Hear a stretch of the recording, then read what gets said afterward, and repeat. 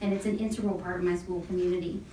My goal is to teach my students how the world works. So it's not just about entrepreneurship. I want them to actually grow up understanding how the lights come on.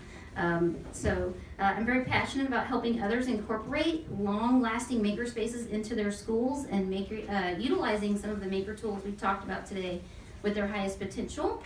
Because of that, I've written plans for the company Makey Makey. I wrote a librarian's guide for Little Bits, and I just finished co-authoring the Big Book of Makerspace projects with this handsome bearded gentleman in the front row right here. And we're working on 2 more books this summer. So really trying to get the maker movement accessible for everyone, and not just affluent communities, but also those in diverse and lower socioeconomic areas, because it's very different making in those 2 different types of communities. Hi there, my name is Jessica Parker. I'm the Education Community Manager at Maker Ed. Maker Ed is a national nonprofit organization located in Oakland, California, and we are dedicated to supporting educators, especially K-12 teachers, by providing them with the professional development, resources, and community support they need.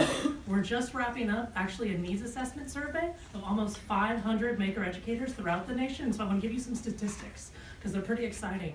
Of those 500, 62% of the respondents work in K-12 formal school settings. 62%, right? So that is a huge uptake from when my colleagues started almost 4.5 years ago. It was mostly museums and mostly well-off high schools. So that is huge. Another statistics, of those, 53% work with students in the K-8 grades. It's not just high school, it's K-8, it's elementary, it's middle school, which is phenomenal. Wonderful opportunities for us. And overall, 80% of the respondents have 7 years of teaching experience. These are not the newbies, these are veterans. These are veterans educators who are feeling a sense of renewal, reinvigorated by this movement, and are ready to dive in. They want leadership opportunities, right? So not only do we see them stepping forward by stepping back, acting as facilitators to allow their students to actually engage in problem solving, to share with one another, and create and then showcase their projects via making. Students are then also feeling empowered to solve problems, to learn from one another and be resourceful, not only on their own, but also with each other and within their communities. And we're seeing that educators are actually rethinking assessment, broadening the notion of assessment away from just the multiple choice test, but really to formative and authentic forms of assessment. So we're super excited about this, and I'm hoping that you're gonna ask us some fun questions as well. Thank you.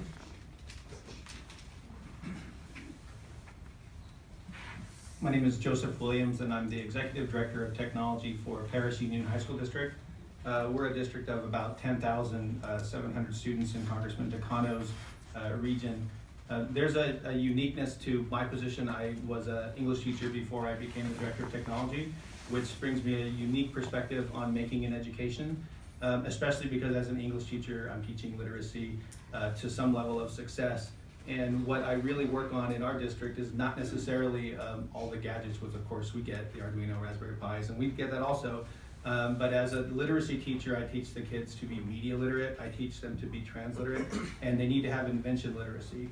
And this is not a level of invention literacy for, for every single person to have every single understanding of invention literacy, but that they would graduate with a good understanding of how to get things done and the confidence to get things done. And a little bit about our district is we even though I say that, and we got into making that way, and I'm the Executive Director of Technology, I also kind of bristle at it all being about technology, but we got into making because of our success of our Scholar Plus Teaching and Learning Initiative, which is a one-to-one Chromebook initiative. And it just made it easier for us to get into making because we started changing teaching and learning away from the didactic and more to flexible learning environments. But now we're trying to back away and make sure that making an education is not just about the technology. Good afternoon, my name is Don Martin. I'm the Assistant Executive Director of Intermediate Unit 1, located in the southwestern corner of Pennsylvania. There are 29 intermediate units, so we're a service agency supporting 25 school districts in a 3-county region. 2 years ago, we started, actually before 2 years ago, we started really working with maker spaces and working with creative learning spaces.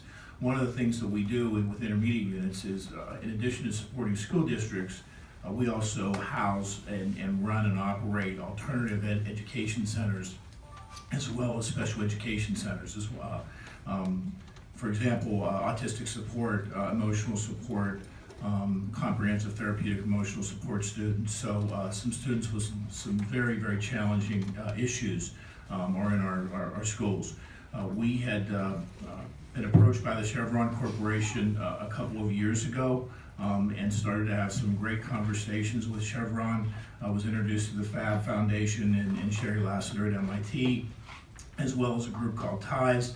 And so that it really came together over a 15-month process, which was a real learning process. There were a lot smarter people than myself back in my organization, and a great team. And 2 years later, we were, in fact, a little shy of 2 years, we were able to establish and attain a generous grant from the Chevron Corporation of over $1 million, and we now have a stationary Fab Lab that I'm proud to say sits in our alternative ed special education site, one of our schools, that's used daily by students. And we also have a mobile lab which travels not only throughout the 25 districts, but it really has become a big hit, and now it goes throughout the tri-state area. So we're taking that mobile lab out, and for those of you that can remember this, it's like the bookmobile. If the